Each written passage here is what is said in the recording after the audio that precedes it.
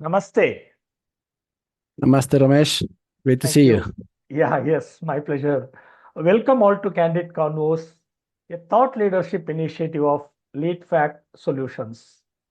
In the 12th episode today, we have someone who passionately blends facilitation and technology for enhancing productivity. Hector Villarreal Lozoya is a member of IAF, globally acclaimed facilitator, consultant, and trainer dedicated to helping teams and leaders collaborate more effectively.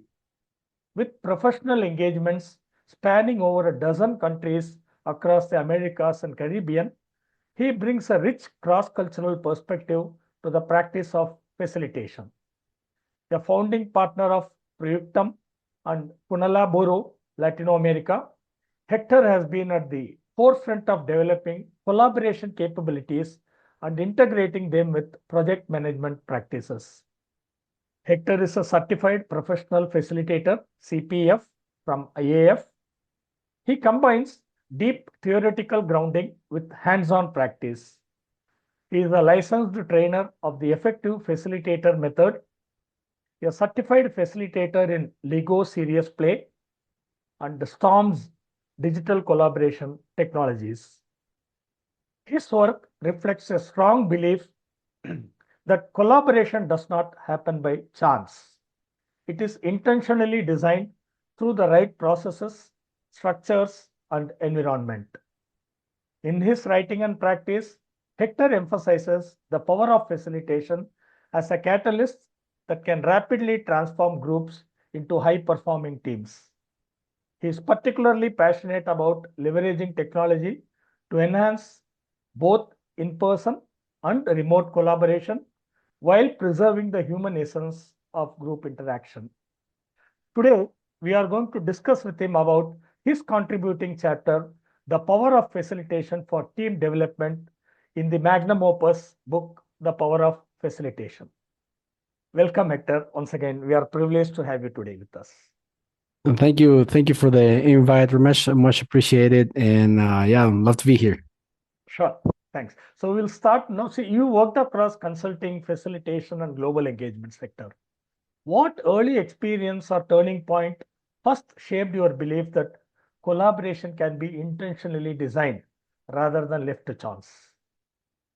Well, I would say that a facilitation at its core, I think it's a founding belief. You won't see it anywhere, but it's a founding belief that we facilitators, our work is to make people collaborate, Mm, either they want it or not. Yeah, they might arrive a session without that spirit on collaboration. They might be even antagonists, mm, and we've had that. And some of the biggest world facilitators that work with in conflict situations, they've demonstrated that collaboration can be done, and it's the facilitator's job to help people collaborate. mm, So I do think that collaboration is part of the human nature up to a point, but then you have this paradox. We're mm, individuals, and but we live in societies, and we need to collaborate to survive. That's what many people say. Many anthropologists say that was the difference between us and other species to survive and thrive. So I think there's a spirit of collaboration in the very kind of like inserted in our genes in a way. Um, but um, but our work as facilitators is to make sure that that collaboration is as seamless as possible. mm. Right. See, in fact, many species collaborate, Hector, but what I understand is they all collaborate to survive, but we collaborate to Mm. thrive, right? We want to succeed, we want to achieve more. Yeah, is that the difference between the other species and humans collaborating, Hector? Would you say that? I would say, yeah. Right. Yeah, the thing is, we do it not only to survive, but to many other things, to understand the world around us. Like to philosophize, to learn. And learning is a skill for survival. Basically, I mean, all species do that. You learn, and and if you learn well, you survive. If you don't learn well, then you get into trouble. but we do it in a much more remarked way, like very intense way. And there, I mean, there's some, I don't know if I put it, yeah, I think I put it in the chapter then, that there's a certain amount of people living together, like some anthropologists say that's between 130, 150, like the initial communities that where you collaborate. After that, you need to change the social structure to make sure that everything works. Right. And I think that's what we do as facilitators. We provide structure to a group of people to collaborate. I think, and we know how to manage those structures and change it depending on the situation of the group. Right. So, you also seem to challenge the common belief that teams naturally evolve over time. You are not willing to accept that. And what led you to conclude that facilitation can significantly accelerate a group journey into a high performing team? You don't want to leave it Well, to chance. Yeah. yeah, what I do think, well, that was, I mean, when we're writing the book, I mean, we exchanged with the rest of the authors throughout the process, and it took me a while to get into this understanding, because I wanted to underpin that why facilitation and teamwork, how do they work together, and I realized that that Tuckman model it fitted very well, Mm. and we actually serve. If you go through it, many facilitation training solutions, many facilitation methods, they go through the process. Hey, there's, I don't know if there's any, but practically all facilitators, what we do is we set up and the initial accords on how we're going to work together, kind of like a little bit of the like the norming phase, like of the group. Yes. As a group, as a team, they do that. They don't do that explicitly.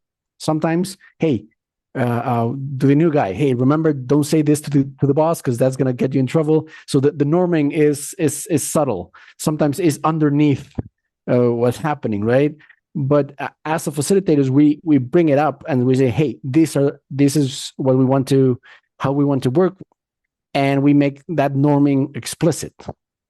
So when I did that connection, it kind of like it fall into place, because with when you're working with as a facilitator with a group, there might be some storming at the beginning, or it can be a very long storming if there's a conflict management situation that you have to work that storming, and then you go into the norming and say, okay, once we get some things out of the way, and people are able to connect and actually trust the conversation that they're having with others, then you can set up the norming and then the performing, right, in the session. So it actually it wasn't thought like that, but it matched pretty well with what we call a successful facilitated session.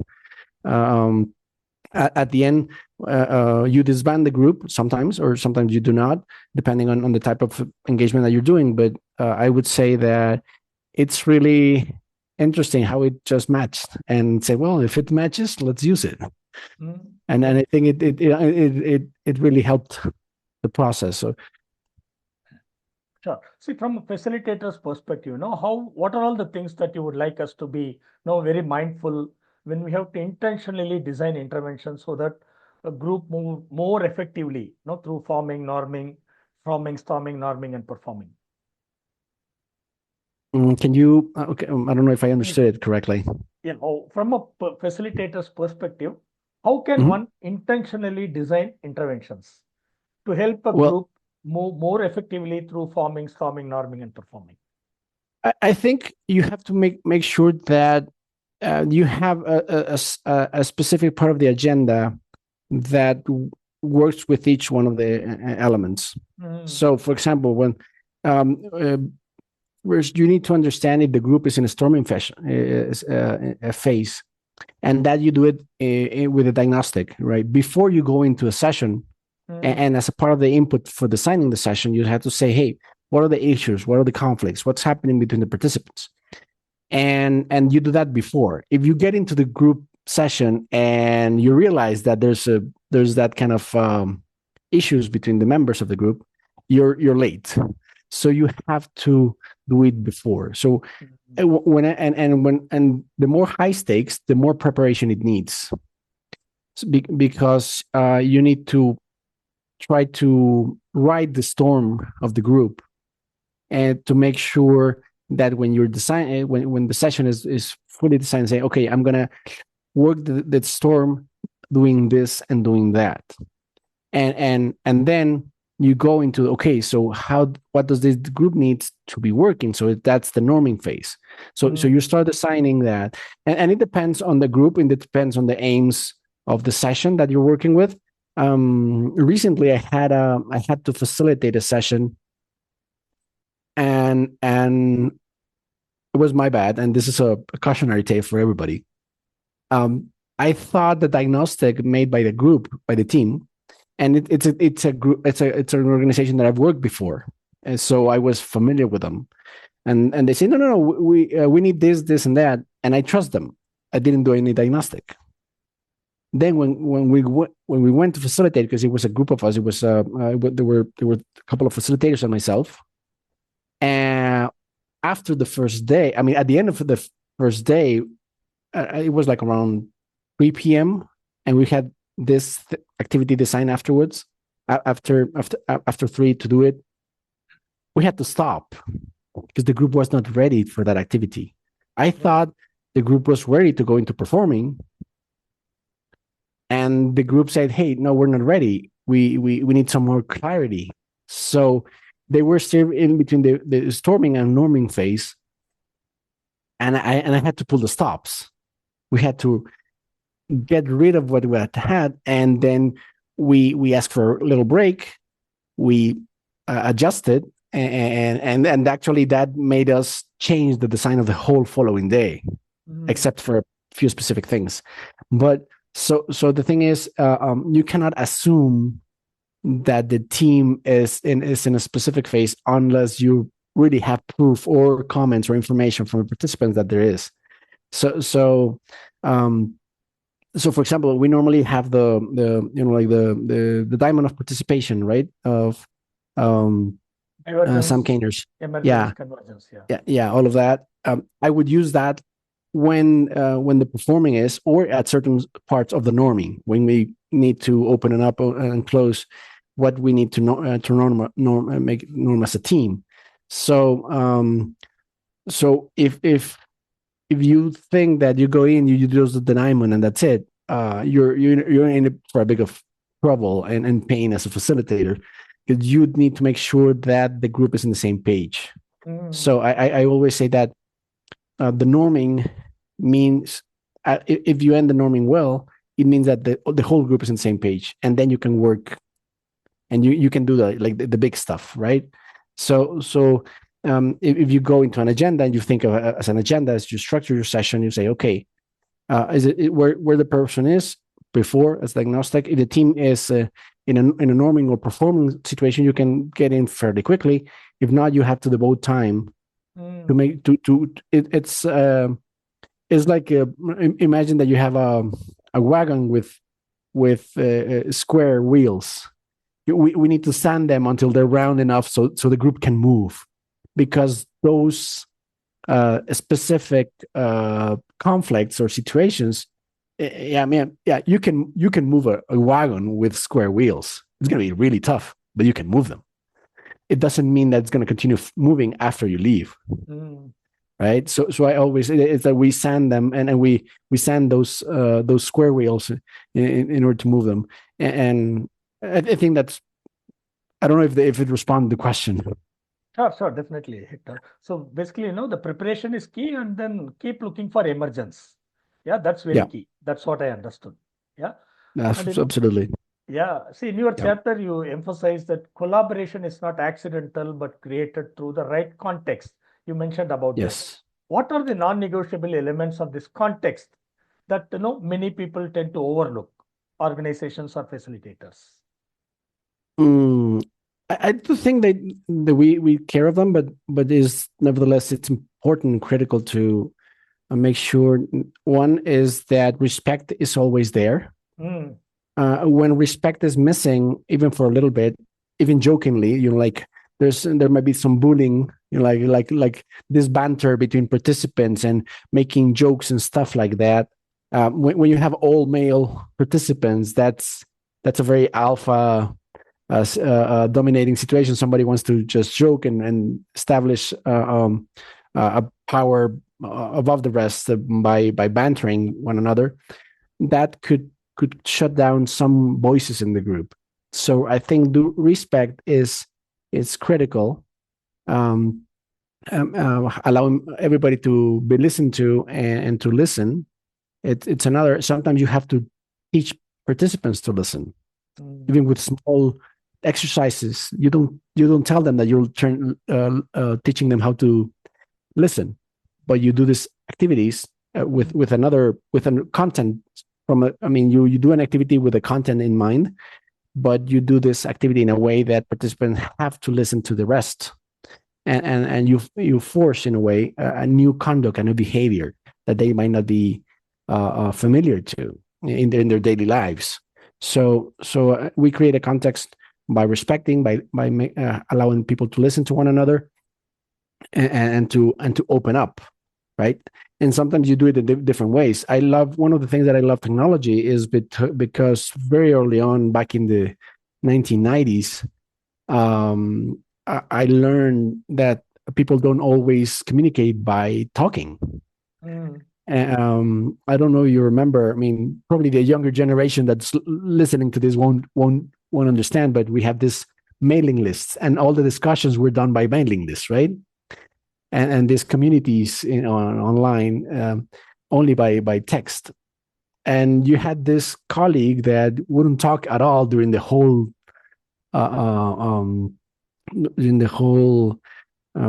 interaction at class. But then you'll see the community board, and you will see all this arguments and information that this person is putting in front and center to the rest, and say, hey, what happened? Why? How can this person don't talk much, but look at all this information that's very rich and he's presenting to the rest of the group? So there are people that won't feel comfortable talking.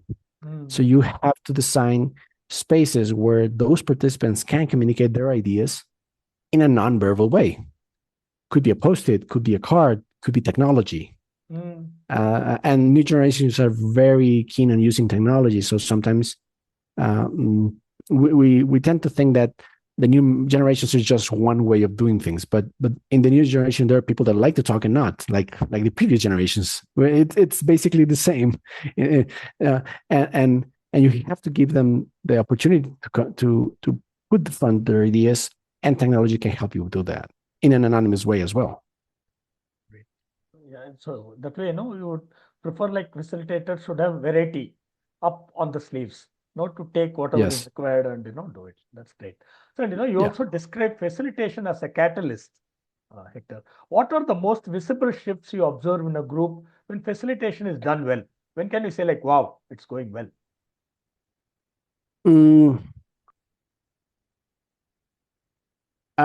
When you create a good environment, you generate a great context, and you have the questions just nailed right, the group starts working in that environment, and you can see the energy flowing.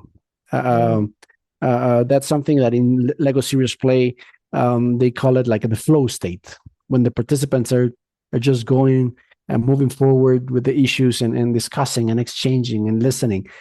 And sometimes you don't even need to do much, because they're excited. So you identify, you realize that you need to step back at that point, and that might be difficult for some of us at the beginning. I think I was a very interventionist facilitator. I would try to intervene every time I could, and letting just stepping back and letting the group move forward, and asking the group, hey, what's the next thing that you need? Instead of, sometimes I've just pushed back. I've just stepped back and allow the group to work, and they decide following steps, and they feel that they're creating, and it's their, so they own it. That's when that happens. That's amazing. That's great. And so you present the evolution from group to team as a continuum rather than a fixed state. You say people travel in that. So in real organization life, what typically causes teams to move forward or backward in the continuum? At the beginning, I thought it was a continuum. If I was to edit the chapter, I would move it. Okay. I would probably put it like a gauge. Right. That is continuously moving. It moves to like the high performing teamwork, like all the way to the into green, and then like a separate group of individuals on the other side. But it more of a gauge instead of a continuum. Well, it would be a continuum, but it's moving, and sometimes small things can move it very quickly. Right. When the leader does something that undermines the trust of the group, well, it impacts the whole, and then it creates the also against them. Like the group members against the leader, because they get together and say, nah, that leader, he's not good or whatever, and they start gossiping and stuff, and they're sabotaging what the leader wants or needs. So that it's a gauge that has to be continuously measured or identified, and so that is something that's important. Yeah, so definitely, it's a continuous evolution, and there's certain elements that can move the gauge down to zero very quickly. So, for example, a new group leader, a new team leader, even if the person it's a member of the group before, it can move that gauge quickly because the rules change. So because the norms change. So there's could be some jealousy around. Hey, why do you get the job and I didn't? And people sometimes the best ways to ask the group. Sometimes the team members, if possible, I would say, hey, if you have several candidates, you could ask the group to do it instead of someone else, so the group owns the decision. Organizations are very scared to do this. I would say that's the democracy at its finest. When we do it with a voting mechanism for politics and social organization, but why do we don't have that at a team level? I mean, it's very interesting that we don't have that, but that would be like the utmost democracy practice. Yes. No, you also wrote about the idea of meeting ITs, and no, that's what many organizations relate to. What, in your view, is the single biggest design flaw in many of the corporate meetings? Most of corporate meetings are focused on control, reporting, and that makes it a very it's focused on scare, on fear. It's focused on saving one's neck instead of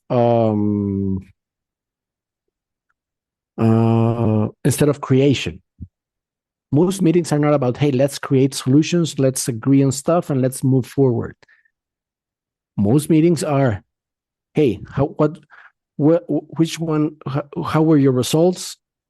Why did you miss something? What was your mistake? How you're gonna fix it? So that creates a different environment. So, and most meetings are like that. They're not focused on the future, but they're focused on the past. Right. And meeting itis is because organizations a trip to the moon. So meeting so the thing is this focus on control rather than creation. And I think that's the biggest design flaw. You focus on reporting instead of moving forward. Agile, I don't know if you're familiar with, probably you're familiar with Agile and all this Agile movement around in engineering and IT, tries to change that, but they haven't been able to fully crack it. Right. See, and you also make a very strong distinction that facilitating meetings are deliverable specific. How can leaders shift their meeting culture from discussion heavy to outcome driven without compromising the engagement? Hmm.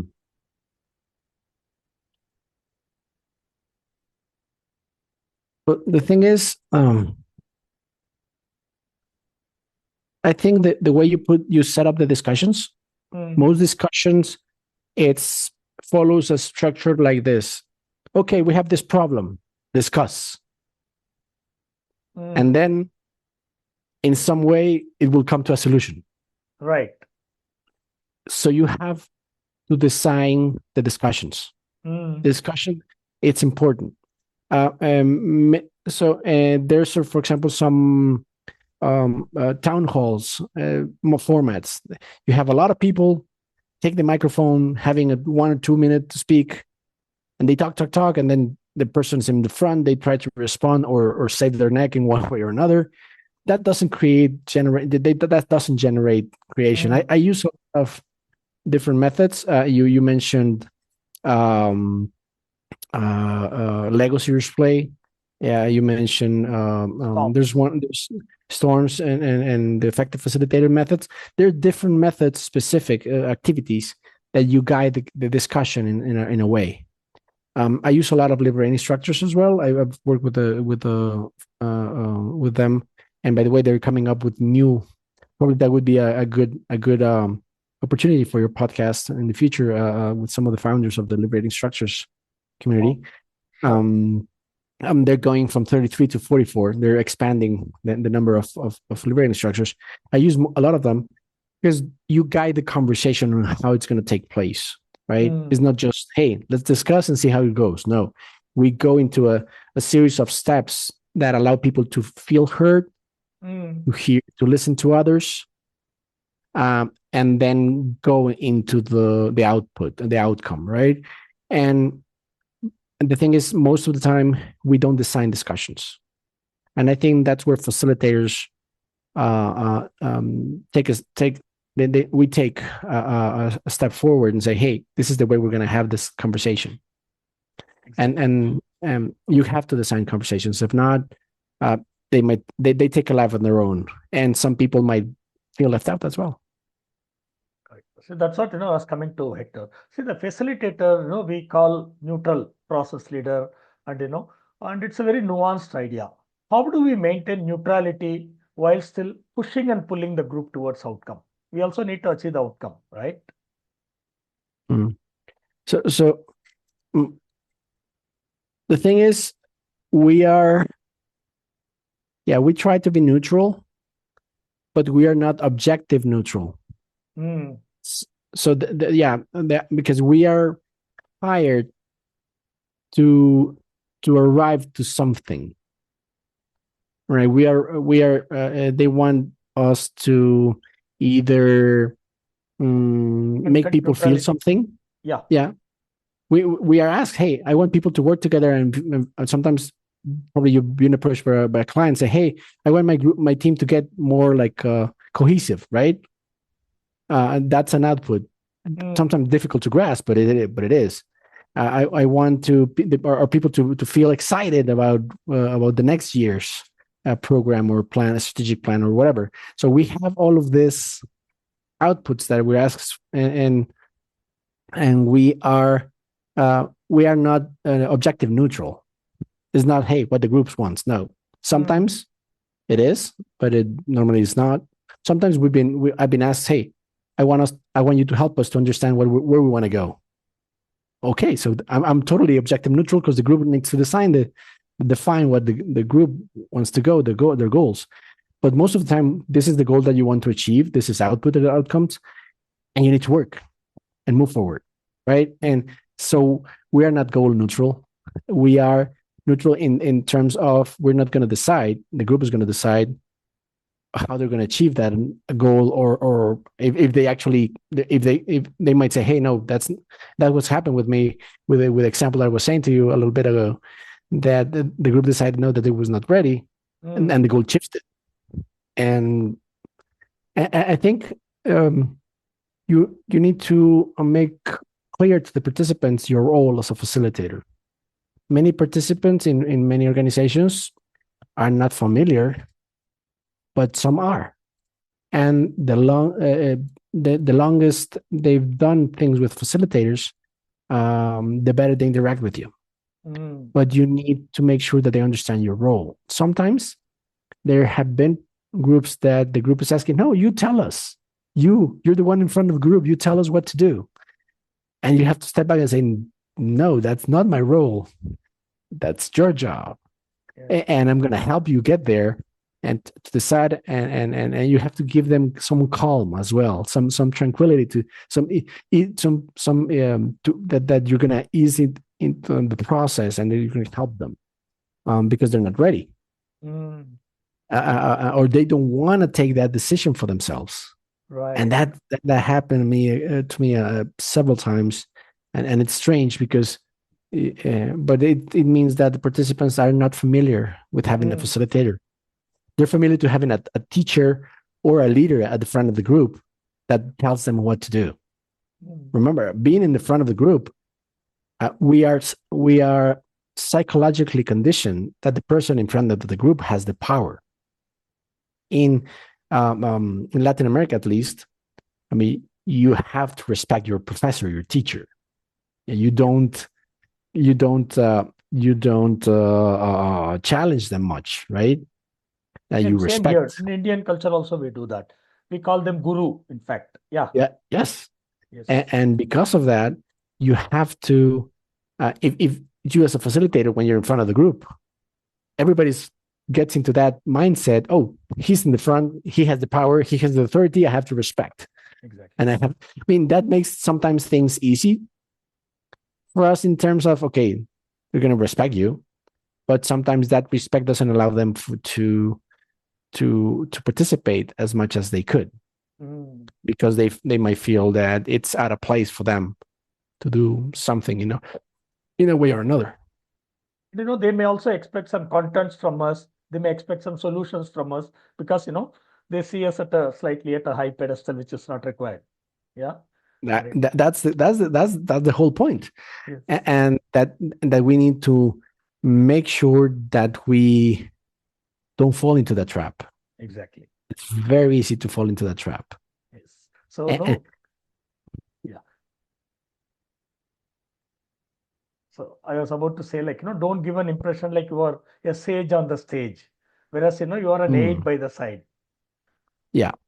But and the thing is that they're going to ask for it sometimes, either if they don't want, if they might want to do something, but they're going to ask for permission, or they might be a little bit hesitant to ask to do something, and you have to, hey, ready, please go ahead, and make them move forward. Right. And in your chapter, you are also suggesting, Hector, that trust in the facilitator precedes trust within the group. How can facilitators consciously build this trust in the first few minutes of an engagement? That's very key, right? Yeah. Ooh, that's a tough one. And sometimes I don't know if I'm good at that. I think I use, and my style, I don't know if it applies to everyone, but my style is very easygoing. I try to use a lot of humor if I can, to at least in Latin America, that creates a lot of connection. So hey, this is not the serious formal guy. I can approach that person. So that's something that happens. I've learned that the hard way, that in North America and in Europe, at some certain spaces and in the northern countries, you have to be more serious, because actually that humor can go against the trust building. They trust someone that is formal, that gets down to the point, and let's get to work, right? So it's very context specific, that trust building, but sometimes you might want to generate some every time you do like a what we normally call an icebreaker, always do it with an intention, Yep. not only for the play's sake. So an icebreaker is a connection exercise. You allow people to connect and to connect with the theme or with you as a facilitator, right? And sometimes the facilitator is put in the center. For example, the typical round of presentations, you have 15 people and hey, please do, why are you here? Where are you from? What's your name? And why this meeting is important for you, right? Good. The thing is, when you go around the room, it takes you 15, 20 minutes to go around the room. When you're at the end, you don't remember what the first person said. Well, at least my memory is not that good. Mm. And so what happened is you have one person talking for 1 minute and listening for 14. Exactly. Yeah. Sounds like a teaching environment. So you want to create an environment that's more that creates more conversation. So in the first 10, 15 minutes, make sure that you do something that allows people to connect with one another, not necessarily with you. Sometimes we as facilitators, hey, I want to listen to everybody. No, we're not the center. The group is the center, and you need to create this energy, the energy pods when there's these breakouts, so they connect with one another. They feel that they're in it together, and then they can trust that what we're going to do it's worth their time. One of the things that I really suggest for facilitators to build this trust is, hey, what are we going to do here? Why is it important for me to be here, and why is it important for me to care? Most persons are invited to the room without explaining them why are they there. So you have to either make sure that they understand why they're there, why their presence is important. That's something that in his book Michael Wilkinson expresses with a lot of intent and says, hey, the person needs to understand why they should care and to be in that meeting, not because their boss asked them to be there for the next 3 or 4 hours or the whole day. They need to understand it themselves. Sure. And you need to start with that. Right. Okay. So, you also connect facilitation practices with Google's finding on high performance team. You talk about, psychological safety, clarity.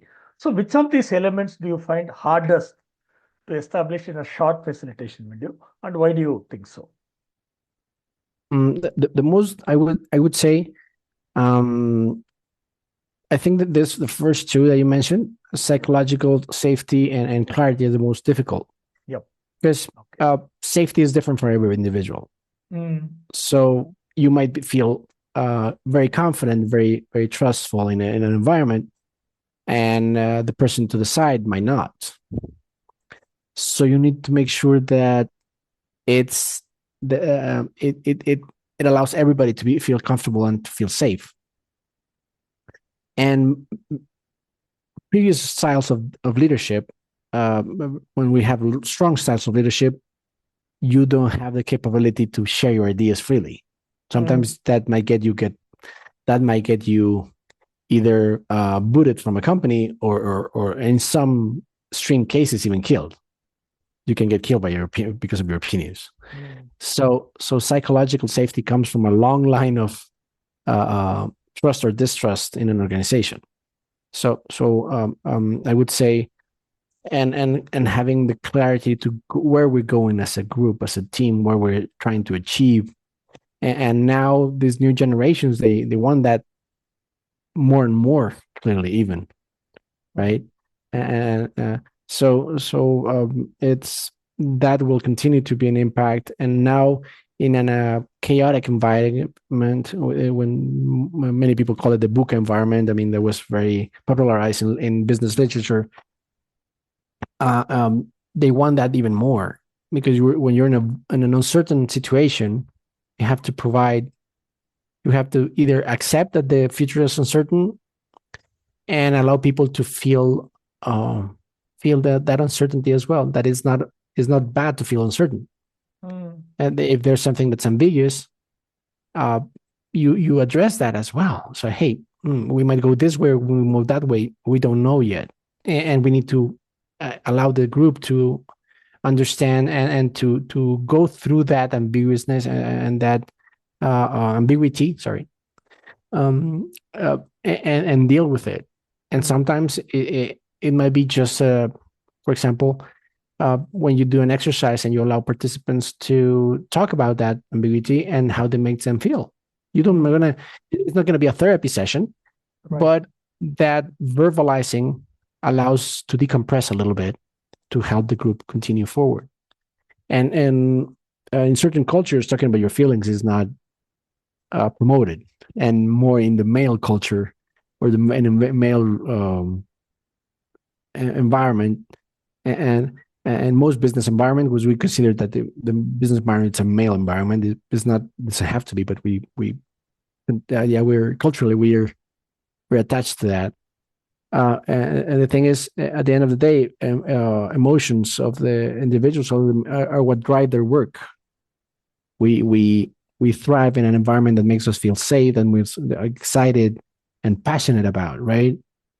And you can see that time and time again, people getting excited about something, they move things forward in an impressive way. So you have to deal with the emotions. You, as a facilitator, we deal with the emotions of the group all the time, and leaders as well. They, besides facilitation, I also do training in leadership methods, as many of us in the facilitator space do. And I use a method, the 4D method, based on the book How NASA Builds Teams. And what Charlie, the author, says is, if you don't deal with the emotions are going to deal with everything you're going to be doing at the end of the day, because you not only manage your emotional, you help the team members manage their emotions as well. Right. What you do creates an emotion, creates fear, or creates passion, creates attraction towards the goal, or it acts as a repellent. So you have to use these emotions in a proactive way. And when you're facilitating a group, emotions are important as well, and you have to take that into consideration. Right. And see, when coming to technology, Hector, you are a very tech savvy guy, and you have a strong interest in leveraging technology for collaboration. How do technologies like Storms or other platforms, digital platforms, change the speed and quality of group thinking compared to traditional facilitation? Do you find any difference? The thing is, scale would be the first. When you're facilitating with flip charts and post-its, and you're working with a group of 100 people, it gets complex to get the ideas across and move things around, because you actually literally have to physically move them around. When you're using technology, you can move that more quickly. I was doing this group where this was a strategic planning session, and there were around 80 participants in the room. And they have these initiatives, right? They have around they had around 10 initiatives that they wanted to work with. And we decided, instead of going to only use flip charts, we're going to use mixed. We have flip charts so participants can read the changes and the updates, but at the same time, there's going to be a scribe in the computer updating the project with the feedback and the input of the group. So in it was like 3 or 4 hours, the 80 participants were able to go through the whole list of projects, put their ideas and their inputs in them, and they felt, hey, the 10 initiatives are part of my work. Like, even if that initiative doesn't affect my area specifically, I was part of that discussion. So the whole plan, it's my plan. Like, you get engaged. So that allowed the group to move forward in a most if we had done it physically, it probably would take us the whole day, maybe day and a half. Right. Okay. So scale and speed are the two things which you find, like these things. That would be for me, and also the ones that we mentioned about participants that don't like to talk much, that they can participate, and it can enhance their participation in the process, because their ideas will be on the board, without him or her having to speak. Sure. And with hybrid and remote working becoming the norm, Hector, how do you design facilitation processes that retain human connection, still, while leveraging technology effectively? Because human connection is key. Yeah. Well, I would say that, how can I say it? Hybrid is one thing, remote is another thing. We normally put them close by or together, but in my experience, they're two different beasts. Virtual and remote, easier because everybody's in the same, it's working at the same level. I mean, I can see everybody in the screen, right? Everybody. And it allows for, I mean, there are certain benefits of remote work sometimes. Sometimes I've even pushed to clients, say, hey, no, this challenge is going to be easier in a remote environment. I remember 2021, I think was the pandemic still, that a group needed to go through the prioritizing of their, they had like around 25 or 30 different innovation projects. And they say, Hector, you have 2.5 hours so we can prioritize them. And there were almost 20 participants in the group. If I had been face to face, that would have taken much longer than 2.5 hours. Mm-hmm. But doing them virtually, I was able to focus on the timing very easily, and using some technology in Storms, people would be able to, using a variety of Lean Cafe, we were able to go through them and then prioritize them very quickly, and the whole and everybody had a chance to speak and to interact and stuff. So when you go to hybrid, that's a different thing, because you have groups online, that have groups face to face, and you need to make sure you have to design specifically so all the groups are engaged, that they can participate and stuff. So it is not that easily. And to create connection, you need to devote some time. When you do it online, the benefit you have is that things happen quickly. And there's something that I call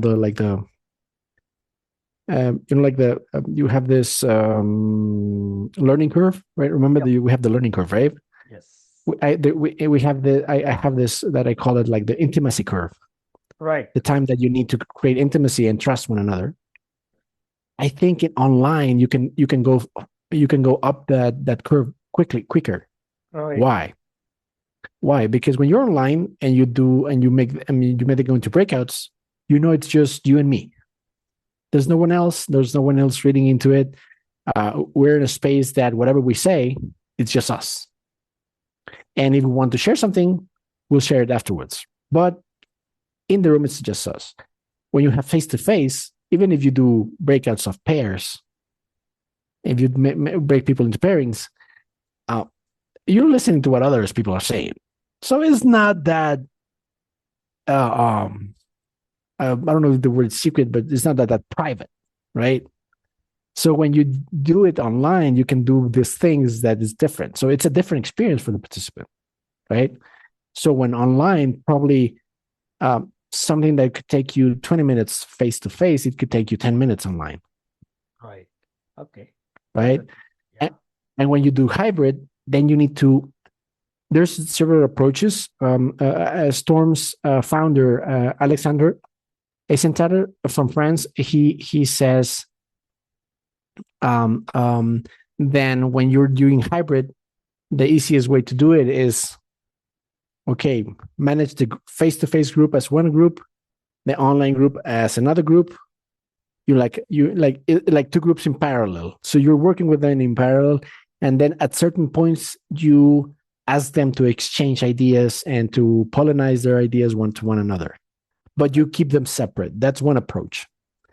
And it's the easiest way to do it if you don't have a lot of resources and a lot of time, and you have a fairly equal size group online and face-to-face, that works really well. So if you have like 15 online and 20 face-to-face, works pretty well. If you have 10 and 10, that's pretty well. If you have 10 or 12 face to face and just 2 online, then you're in trouble. Mm. Because you have to devote an enormous amount of time for the design and for help them participate at an equal footing with the rest. Right. And if you can avoid it, avoid it. To certain clients, I've said, for example, I did this with one client. Say, hey, I cannot do this because it's just, it's not worth the effort. It's going to cost you twice because I'm going to have to get a co-facilitator that takes charge of the online team and just focus on that person. And having one facilitator for 3 people doesn't make sense. Mm. Economically, sometimes you have the money, you have the budget. Yeah, that's okay. But you have to, but sometimes, for example, we had this, just at the end of COVID, I was doing this group work in Chile, face to face. I traveled there. It was 2022, and they say, hey, there's this individual that got COVID. It was 2022, and of course she cannot move from her house in 15 days, and that person is critical for the process. And it was like, gosh, what do I do? And then I remember something, and it's like, why? Let's make that person an avatar. So we brought some tablets and some laptops, and we what we did is that the virtual person was assigned as a participant body. So the participant body for each day was a different one. They say, hey, whenever you go and you get into a conversation, you're going to move the computer and the laptop as if it was another participant. So that participant would go into a breakout. She would see the rest of the group through the webcam of the laptop or the tablet, and they would talk and get into the conversation as it was. So there was like, it sounded like a one of those TV shows, but it actually worked. Because the person was able to exchange and say, hey, I'm in charge of that, and the person would raise their hand, and the body would say, hey, she wants to talk and say something, and that person would. The only problem we had when in plenary, the sound, because sometimes it wouldn't have enough sound, so everyone, so some that was a little bit tricky. Technically, we could have done it better, but it worked. And when I was sharing stuff or questions, we were I had a connection on my computer, but it worked. It worked decent. It was good. Yeah. Interesting, Hector. I don't know. The last question, what I would like to have is on the over reliance of digital tools as a facilitator. How can we ensure like technology enhances the depth of human interaction rather than replacing it? We should not allow technology to replace the human interaction, right? It has to enhance. So some tips. I don't know. There's some things you can have technology to help support the interaction, sometimes to all the participants. Storms has this feature that you can write something in the card, and it automatically with AI it creates this image. Okay. So I do this exercise where I ask participants, hey, write about your experience in this and that. Like, what's your personal experience in something? Like so they can share their story. So they write this story in the card, and then the AI creates this image out of the card. So your first challenge as a leader, I was working here, and there, and all that, and then boom, it shows up as a crayon image. Okay. And people like, oh wow, they feel identified. Many people download it and keep it for themselves, and then I let them go into breakouts to introduce one another, right? So you used AI in a way to enhance the connection. So there are things that AI can do that you would never going to do it face to face because or physically, because it's just not possible at the speed that's needed. But AI can do it very quickly. So that's one thing that helps. Sometimes, as a facilitator, you need to also teach participants to use AI in a way or another. Mm. So sometimes they say, hey, we're working on this strategic plan, but you need to go and do some research. So you go out, use AI, whatever you want, and then you come back and you show us, and then you allow the groups to get into the discussion of the inputs of the AI as well. So I think AI can enhance the work of facilitators. Sometimes it can also give you food for thought. For example, and I do admit, I use a lot of AI to get to know my clients better. Because if you have a few minutes, you can get a lot of information from almost anything that's publicly available, of course. But if let's do, I was doing this project for a client, and in one of my first meetings, I didn't have I think it was actually my first meeting. I didn't have a lot of information but the name. So I asked, hey, what do you know about this? And I give them some prompts, some parameters. Okay, just not that much information. This, and that. And in 5 minutes, I got acquainted with the company, with some of the challenges that they got, and what the situation and what's the history. And that it's a lot of benefit for us because you can talk the clients what the client is important for, what is important for the client, and they trust you in a better way. So it creates trust because you know the company or the organization a little bit better. Okay? Yeah, sometimes you don't have 3 hours to just go and search online to see what's up about some company. No, there is also a need for us to be a bit cautious about the output that AI gives, right, Hector? Because at times, we come across not very genuine information. Maybe it adds some contents on its own. I don't know how it happens, but you also need to vet it before you take action on that, right? Oh no, you cannot not. Yeah, everything that's created by AI, you have to be very careful. Yep. And you have to make sure, for example, if you're asking AI about stuff in the internet, you should always ask the AI, hey, give me the source. Where's the information there you're taking? You're taking from the corporate webpage. Okay, it's there. And you just do a quick check. There's a news. Oh, this information from the news. Or this is from a column or something. Then you realize, okay, we need to take that into consideration for the, yeah. So definitely, say you need to use AI in a prudent way to be very responsible with it. Yeah. Sure. So, right, Hector, thanks a lot for your time, and thanks for sharing many insights with us. Oh, thank you very much. It's been great. Thank you. I know this is coming out next week. I think you mentioned. I think. Yep. Next so Friday.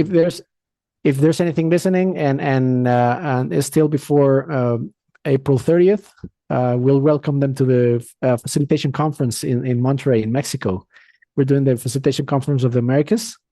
So actually, some colleagues from India are coming as well. So looking forward for them to enjoy some tacos here. Oh, definitely, Hector. I will also include the small poster about our Montreal conference. While I edit it, I will also include a poster there. Yeah, I will do it. Thank you, and thank you to Lead Fact Solutions for inviting me. I really appreciate it, Ramesh.